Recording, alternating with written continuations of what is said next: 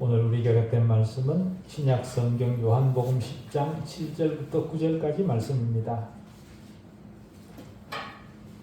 신약 성경 요한복음 10장 7절부터 9절까지 말씀 봉독해 드리겠습니다.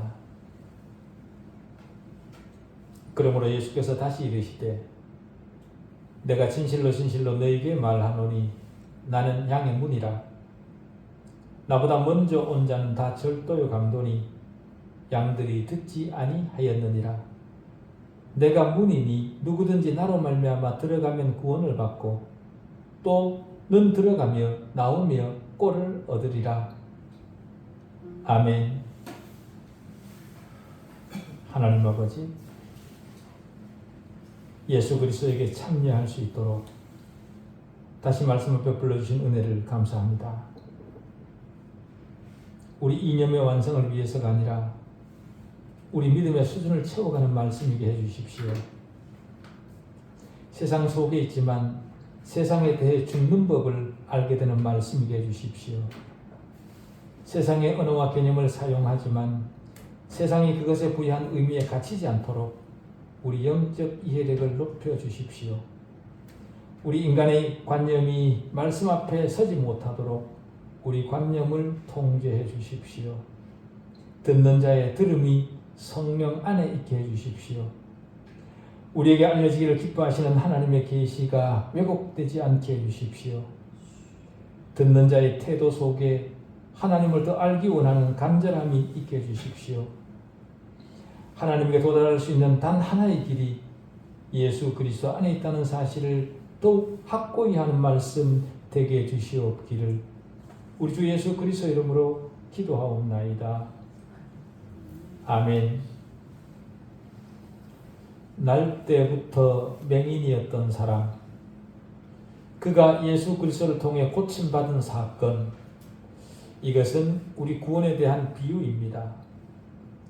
맹인은 자신의 눈이 고침받는다는 것이 무엇인지도 몰랐고 고침받기 위해 의원을 찾아다니지도 않았습니다. 다시 말해 타락한 인간은 구원의 필요성조차도 몰랐고 그렇기 때문에 구원을 위한 그 어떤 노력도 하지 않았습니다. 그럼에도 불구하고 그는 하나님의 예정과 선택 안에 있었던 사람입니다. 그래서 주님을 통해 부름을 받고 주님의 전능하신 은혜로 구원을 얻게 되었습니다. 인간은 자신의 구원을 위해 그 어떤 능력도 행사할 수 없는 무능한 존재입니다. 그것을 신학적으로는 인간의 전적 무능이라 그렇게 말을 합니다. 인간은 완전히 타락이기 때문에 자신을 구원할 모든 능력을 완전히 상실했습니다. 인간의 전적 타락입니다. 이런 인간을 그 어떤 조건이나 자격도 따지지 않으시고 하나님의 주권적 예정 안에 있는 사람을 구원하시는 은혜의 하나님이십니다. 하나님이 베푸시는 이 구원의 은혜는 일방적입니다. 불가항력적입니다. 자신의 전적 타락과 전적 무능을 인식하지 못한 자들, 그들이 바로 바리새인들이죠. 율법과 제사와 절기를 열심히 지키고 행하면 그것으로 스스로의 구원을 이룰 수 있을 것이라 그렇게 믿었던 사람들입니다. 그런데 자신들의 구원을 위한 노력이 예수에 의해 회방받고 있다고 판단을 해서 주님을 죽이려 했던 겁니다. 인간의 무지가 얼마나 무서운가를 여기서도 여실히 보여줍니다.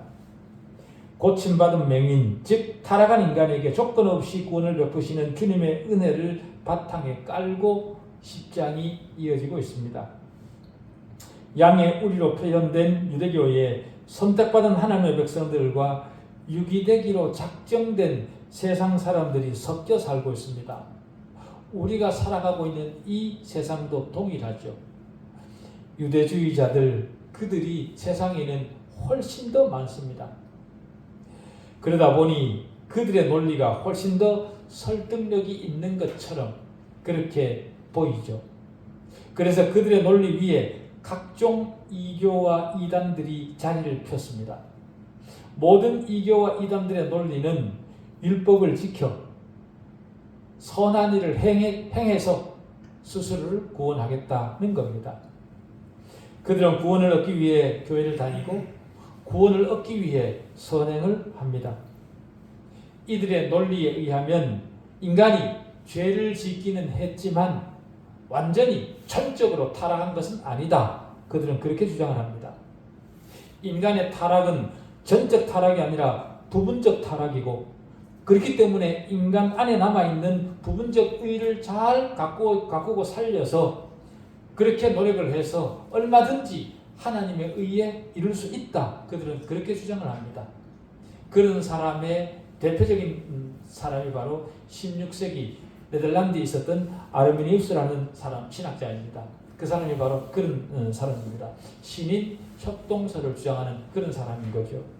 그들의 주장은 하나님이 정하신 율법을 하나님께서 만족하시도록 완벽히 준수하면 거기에 구원이 있다는 겁니다. 인간 안에는 구원받을 수 있는 충분한 능력이 있어서 그 능력을 잘 살려내면 하나님의 도움을 받아 충분히 자신의 구원을 이룰 수 있다. 그렇게 주장하는 겁니다. 그러나 로마서 3장 10절 이하는 이렇게 얘기를 합니다. 의인은 없나니 하나도 없으며 깨닫는 자도 없고 하나님을 찾는 자도 없고 다 치우쳐 함께 무익하게 되고 선을 행하는 자는 없나니 하나도 없도다. 그래 말합니다. 자신들의 내면에는 위선과 외식이 가득하면서도 율법과 제사와 절기를 형식적으로 지키는 것으로 자신들은 하나님의 율법을 완벽히 지켰다고 생각합니다. 그들의 주장대로라면 하나님에게는 인간의 내면을 통찰하시는 능력이 없는 겁니다. 그러나 예레미야는 뭐라고 일합니까? 공의로 판단하시며 사람의 마음을 감찰하시는 만군의 여호와라, 그렇게 일합니다. 사람의 마음을 감찰하시는 만군의 여호와. 타락한 인간이 스스로를 구원하는 것은 불가능합니다.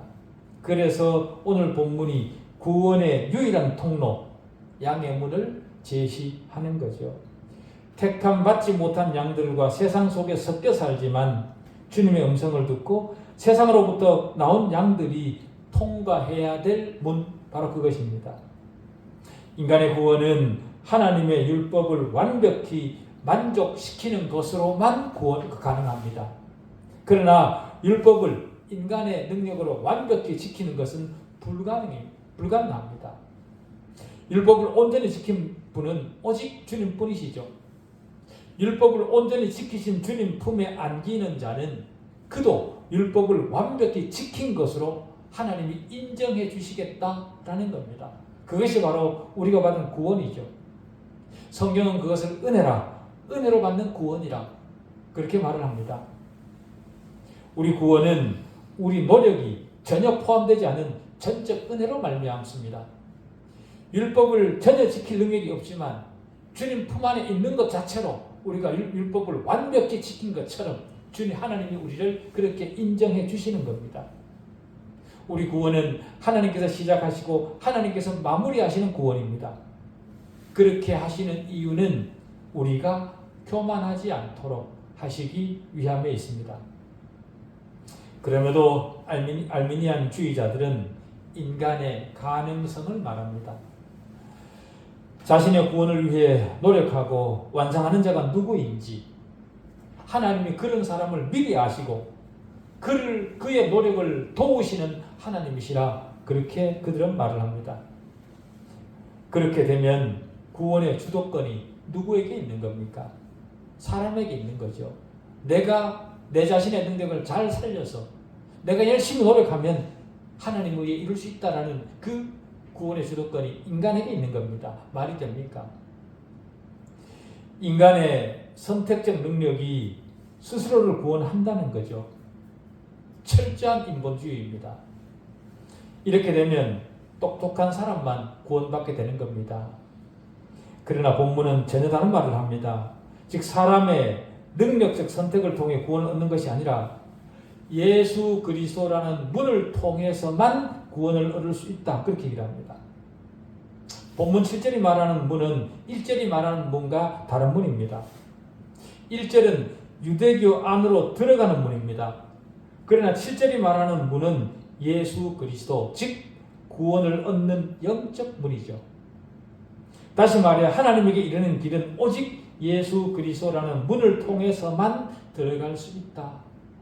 그래서 요한복음 14장 6절은 예수께서 이르시되 내가 곧 길이요 진리요 생명이니 나로 말미암지 않고는 아버지에게로 올 자가 없느니라. 그렇게 선언하신 겁니다. 이 말씀은 기독교의 핵심 중 핵심입니다. 다른 그 어떤 종교도 이런 진술을 하는 종교는 없습니다. 그들에게는 그들 종교의 창시자가 누구이든지 별로 상관이 없습니다. 왜냐하면 세상의 종교들은 자신들이 진리라고 생각하는 것들과 방식들을 끌어모아 만들어 놓은 것이기 때문에 그렇습니다. 그들은 자신들의 마음을 움직일 수 있는 좋은 교훈이면 그것으로 충분합니다. 그들은 자기들의 종교 창시자가 없이도 얼마든지 그들의 종교는 존재할 수 있고 유지될 수 있습니다. 물론 그들에게도 자신의 종교 창시자는 있지만 그들에게는 그 창시자가 중요한 것이 아니라 그 창시자가 가르친 교훈이 중요합니다. 그들에게는 누가 말을 했든지 자신들이 주장하고 생각하는 그런 종교적 관점과 맥을 같이 하면 된다라는 거죠. 기독교와는 완전히 다른 관점을 가진 그런 종교입니다. 예수님은 다른 종교적 인물과 같지 않습니다. 예수님은 단순히 하나님에게 이르는 진리를 안다고 외치고 있지 않습니다. 주님 자신이 진리다. 주님 자신이 복음이다. 그렇게 얘기를 합니다. 하나님에게 이르는 유일한 길, 그것은 곧 예수 그리스도 자신이다. 그렇게 말씀하십니다. 그렇기 때문에 기독교에 예수 그리스도가 없다면 하나님에게 이르는 길도 없고 진리도 없고 생명도 없습니다. 주님께서 어떻게 그런 말씀을 하실 수가 있었습니까? 만일 주님이 단순히 사람에 불과했다면 주님이 하신 모든 말씀은 주제 넘은 것에 불과했을 겁니다. 정신에 문제가 있는 거죠. 반면에 내가 그렇게 말씀하신 대로 주님이 바로 전능하신 하나님이시고 자신이 하신 말씀을 말씀하신 대로 이루신 분이라면 주님은 단순히 사람인 것만은 아닙니다.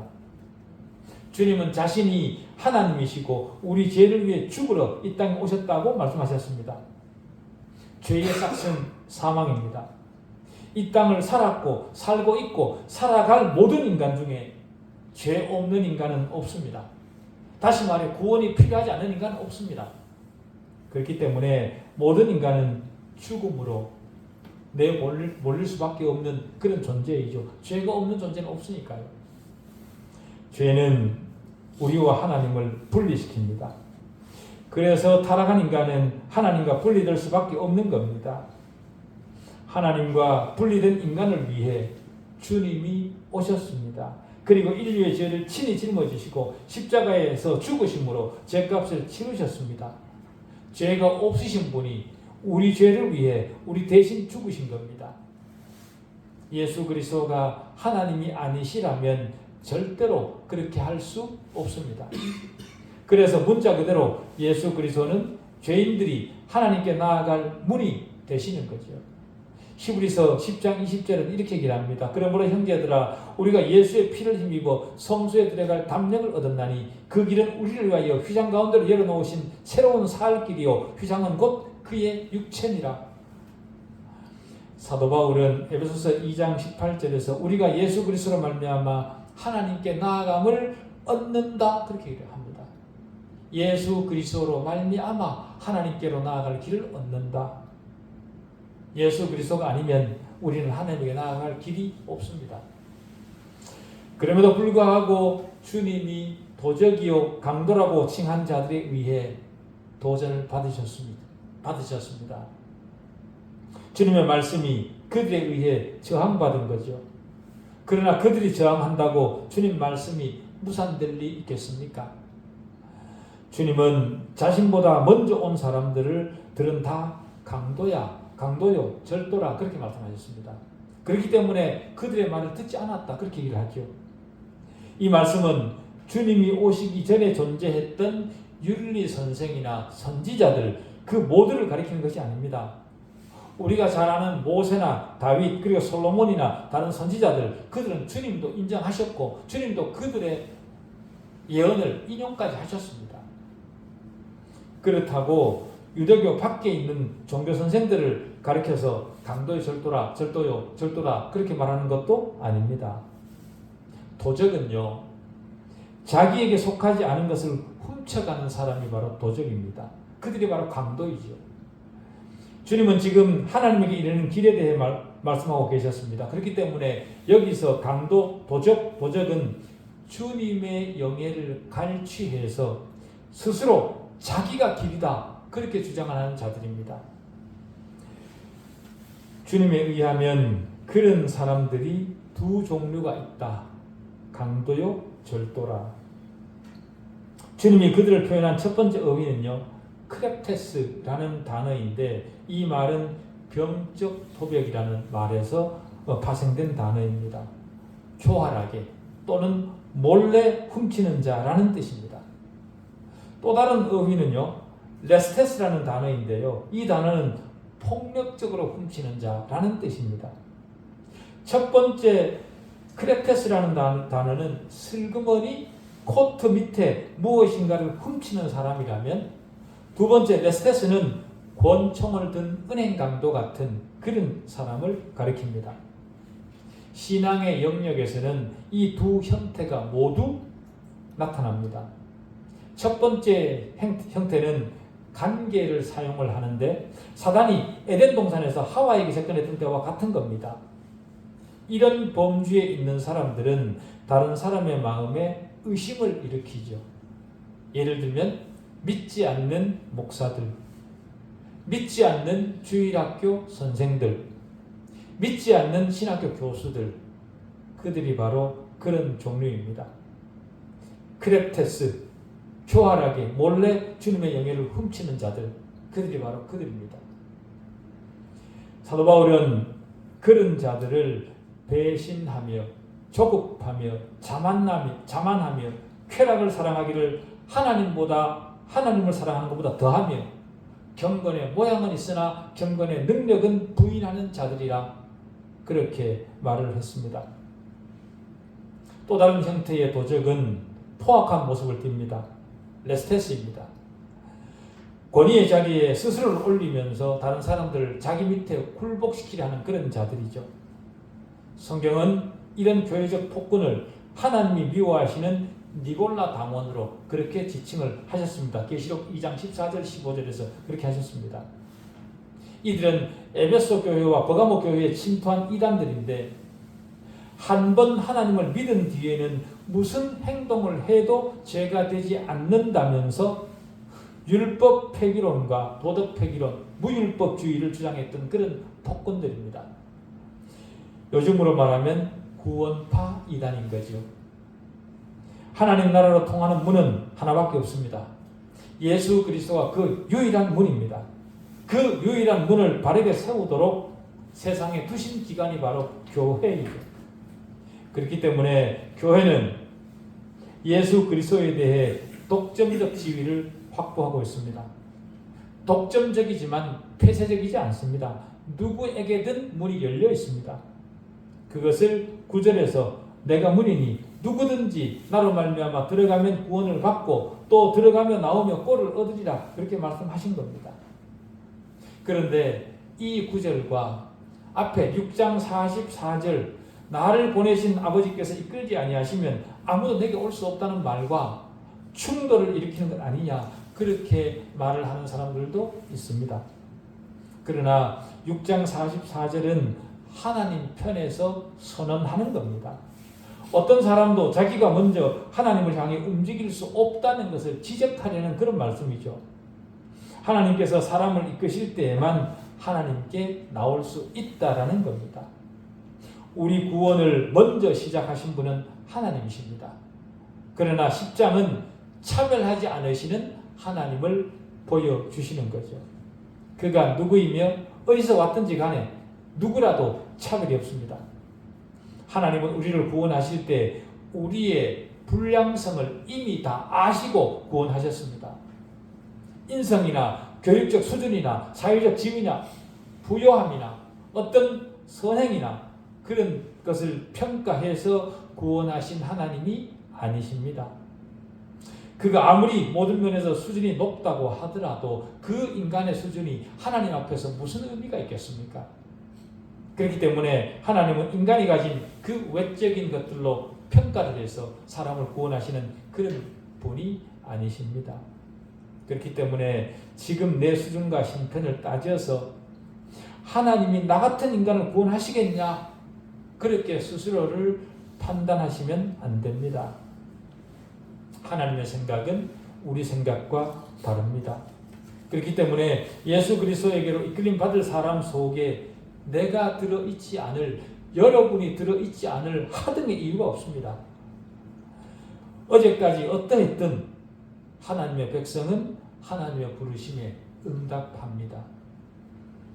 거지 맹인만 생각하더라도 그가 고침받을 만한 자격이 무엇이었습니까? 아무도 그를 주목하지 않았습니다. 사람에게 멸시받던 그가 주님으로부터는 구원받았습니다. 이 거지가 들어갈 수 있는 하나님의 나라라면 누구나 들어갈 수 있는 것은 자명하죠. 그리고 들어간 사람은 누구나 주님을 먹고 마실 수 있습니다. 주님이 양의 문이라는 말은요, 양이 들어가는 문이 바로 주님이라는 말이고 양에게 열려진 문이 바로 주님이라는 말입니다. 그러나 염소에게는 닫혀있는 문입니다. 양이 주인의 음성을 들음으로 말미암아 주인의 것이 되고 주인은 또 양의 것이 되는 겁니다. 양이 따라가기에 복잡한 길은 전혀 없습니다.